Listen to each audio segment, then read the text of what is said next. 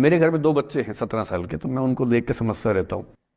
वो मुझसे छुप छुप के किसी से बात करते हैं और मैं छुप छुप के सुन लेता हूँ। तो उन्हें नहीं पता, मुझे तो नाम भी पता है किससे बात करते हैं, एक आध का तो एड्रेस भी पता है मुझे। और मैं तो बच्चों को बोलता हूँ कभी जाना वाना हो तो मैं ले चलूंगा, चिंता मत करना, बोल देना कि ड्राइवर साथ में आया है, टेंशन मत लेना। तो मेरे तो बच्चे मेरे दोस्त हैं, मैं तो बड़ा दोस्ती के भाव में रहता हूँ।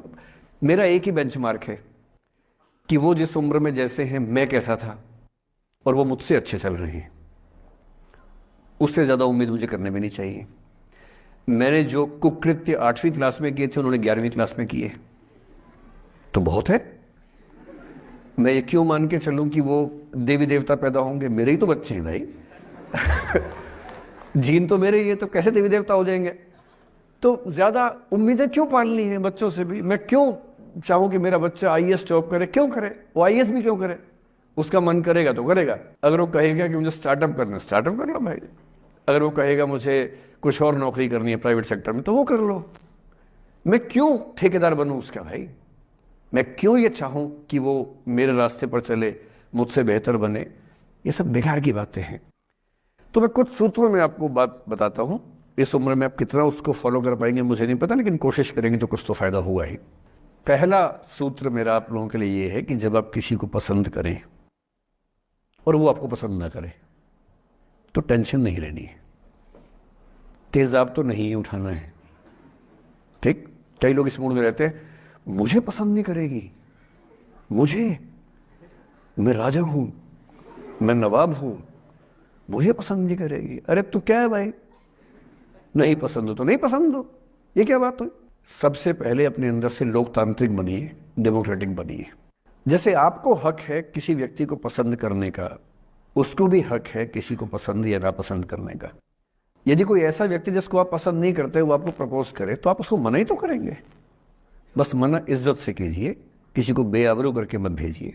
ये नहीं कि अच्छा तुम शीशा देखा है कभी, रुको रुको आईना मेरी जेब में लो। ऐसे नहीं करना है। बड़े बेआबरू होकर तेरे कूचे से हम निकले, वो वाला भाव जो गालिब को आया था वो भाव नहीं आना चाहिए। अगर कोई आपको कभी प्रपोज करे, आप लोगों की उम्र है, सब चलता ही होगा आप लोगों के बीच में। मैं आपके टीचर से सामने बोल रहा हूँ, लेकिन मैं ऐसा ही हूँ। मैं जानता हूँ कि आपकी उम्र में से होता होगा, सब जानते हैं, तो होता ही होगा। कभी किसी से ये उम्मीद मत करना कि वो आपको पसंद करे ही करे। यदि कोई रिजेक्ट करे, बस हाँ, रिजेक्ट थोड़ा प्यार से होना चाहिए, बदतमीजी से नहीं होना चाहिए। उसके अधिकारों का उतना ही सम्मान कर रहे हैं जितना आप अपने अधिकार का सम्मान करते हैं। कि ठीक है भाई, आपको मैं पसंद नहीं, कोई बात नहीं, तू नहीं कोई और सही, कोई और नहीं कोई और सही। बहुत लंबी है जमी, मिलेंगे लाख हंसी, इस जमाने में सनम तू अकेली तो नहीं। कितने लोग हैं दुनिया में, ऐसा क्या है?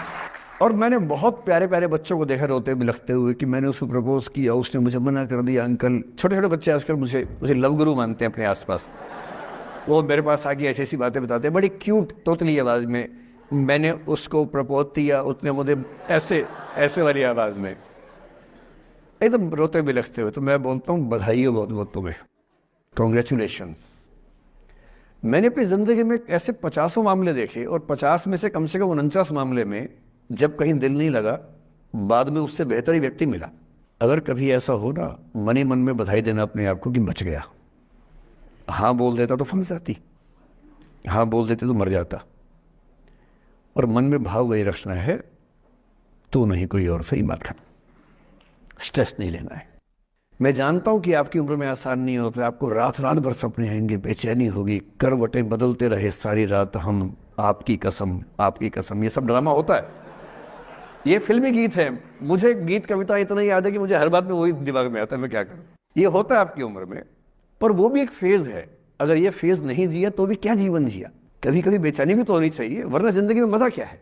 अगर हर चीज लिनियर है, हर चीज फॉर्मुलाइज है, फिर मजा क्या है जिंदगी में? ये उठापटक, ये बेचैनी, ये घबराहट, ये तनाव, संतरास भी तो होना चाहिए कभी कभी जिंदगी में।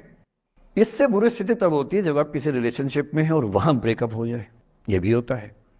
देखिए, मैं आपको बड़ी खरी खोटी सुनाने के मूड में हूं। जिस जिस तरह का प्रेम आप लोगों की पीढ़ी में होता है, मैं ये नहीं कहता कि आपकी पीढ़ी खराब है, हर पीढ़ी ऐसी होती है, बस ये कि आपकी पीढ़ी को सुविधाएं ज्यादा मिल गई हैं। हमारी पीढ़ी में ना चिट्ठी लिख के भेजनी पड़ती थी, बड़ा रिस्क होता था।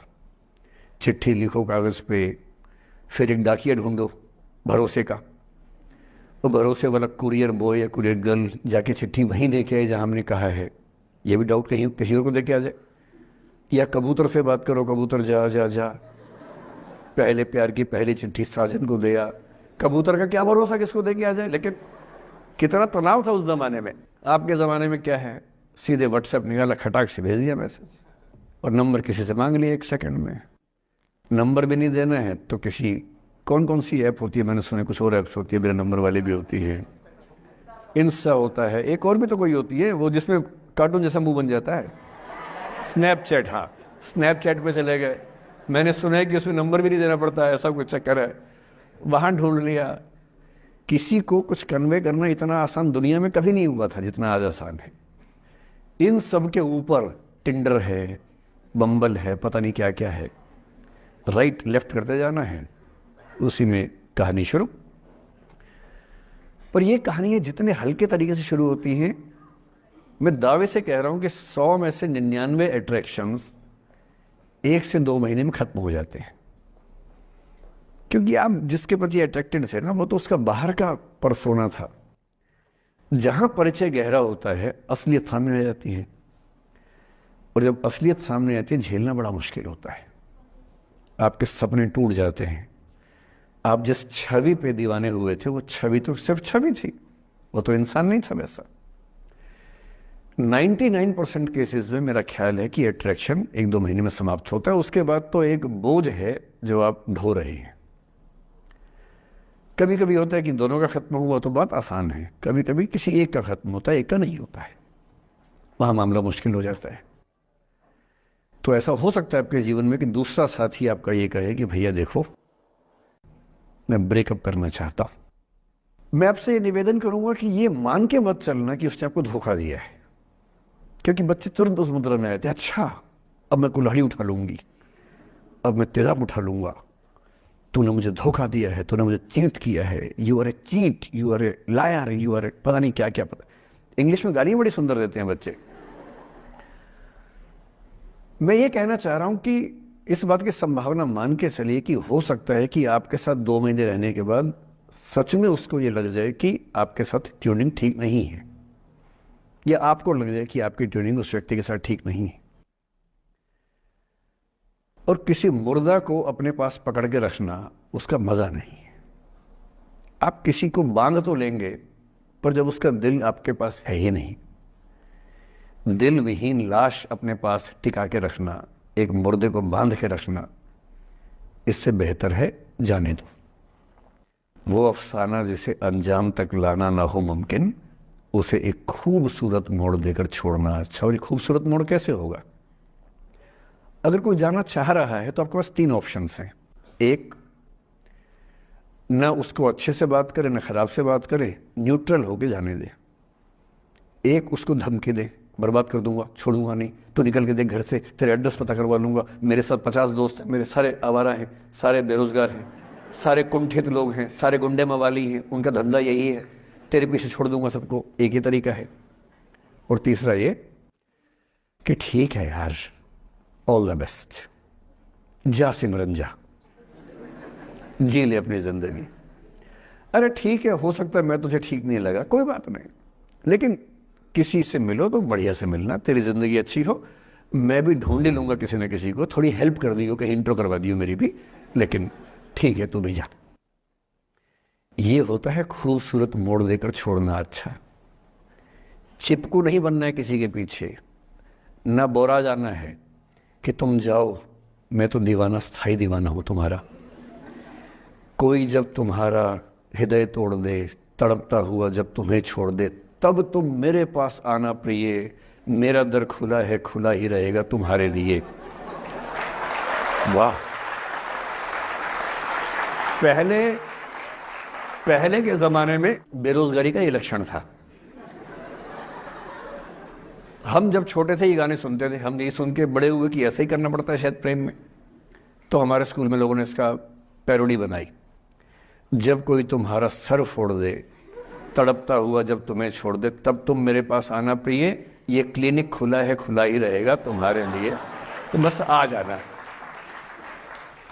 जब कोई तुमको सड़क पे छोड़ दे, गाड़ी अपनी वहां से मोड़ ले, तब तुम मेरे पास आना प्रिय, ये ठेला खड़ा है, खड़ा ही रहेगा तुम्हारे लिए।